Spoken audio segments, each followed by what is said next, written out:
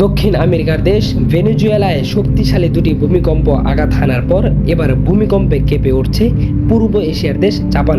মার্কিন ভূতাত্ত্বিক জরিপ সংস্থা ইউএসজিএস জানিয়েছে, জাপানে আঘাত হানা এই ভূমিকম্পের মাত্রা ছিল রিখটার স্কেলে 6.9।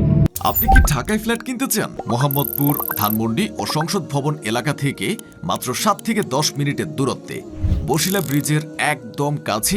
তাই দেরি না করে আজই স্ক্রিনে দেওয়া নাম্বারে যোগাযোগ করুন। ভূমিকম্পটির উৎপত্তি স্থল ছিল জাপানের উত্তর পূর্ব উপকূলের কাছে।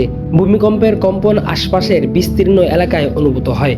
আতঙ্কিত হয়ে অনেক মানুষ ঘরবাড়ি ও অফিস থেকে বাইরে বেরিয়ে আসে। তবে এখনো পর্যন্ত বড় ধরনের ক্ষয়ক্ষতি বা প্রাণহানির কোনো খবর পাওয়া যায়নি।